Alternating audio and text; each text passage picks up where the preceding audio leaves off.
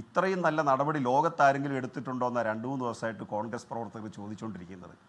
എൻ്റെ ഗോപികൃഷ്ണ, നടപടിയെടുത്തത് തിരുവനന്തപുരത്തെ കോടതിയാണ്, ഇവരല്ല. കോടതി ജാമ്യം കൊടുത്തിരുന്നുവെങ്കിൽ രാഹുൽ മാങ്കൂട്ടത്തിൽ ഇപ്പോഴും കോൺഗ്രസിനകത്തുണ്ടാകുമായിരുന്നു.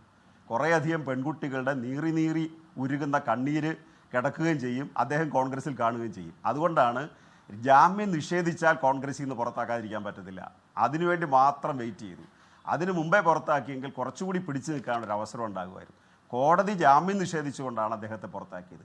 ഇല്ലെങ്കിൽ ഞാൻ പറയുന്നത് കൂടിപ്പോകും ധരിക്കരുത്, മഹിളാ കോൺഗ്രസ് ഉണ്ട്, കർഷക കോൺഗ്രസ് ഉണ്ട്, യൂത്ത് കോൺഗ്രസ് ഉണ്ട്. അതുപോലെ രാഹുലിനെ നിങ്ങൾ കുറച്ച് ദിവസം കൂടി അതിനകത്ത് നിർത്തിയിരുന്നുവെങ്കിൽ ലൈംഗിക കോൺഗ്രസ് എന്നൊരു കോൺഗ്രസ് അദ്ദേഹം ഉണ്ടാക്കുമായിരുന്നു. കാരണം അതിന് പറ്റിയ കുറേ ആളുകൾ അദ്ദേഹത്തോടൊപ്പം ഉണ്ട്. ഇപ്പോൾ എൻ്റെ സഹപാനലിസ്റ്റുകൾ അത്തരം ഒരു സമീപനം സ്വീകരിക്കുന്നവരാണെന്നുള്ള അഭിപ്രായം എനിക്കില്ല. കോൺഗ്രസിൽ തന്നെ നല്ലൊരു പങ്ക് ആളുകൾ രാഹുലിൻ്റെ ഈ ലൈംഗിക വൈകൃതത്തിനെതിരായി രംഗത്ത് വന്നിട്ടുമുണ്ട്. അത് സ്ത്രീകൾ മാത്രമല്ല, പുരുഷന്മാരും വന്നിട്ടുണ്ട്. സ്ത്രീകളിൽ ഒരു ചെറിയ പങ്ക് അദ്ദേഹത്തിൻ്റെ കൂടെയുണ്ട്.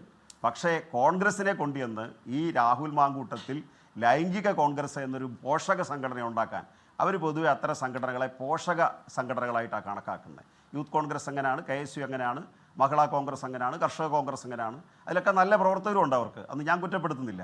അത്തരം ഒരു ലൈംഗിക കോൺഗ്രസ് ഉണ്ടാക്കാൻ പറ്റുമായിരുന്നു.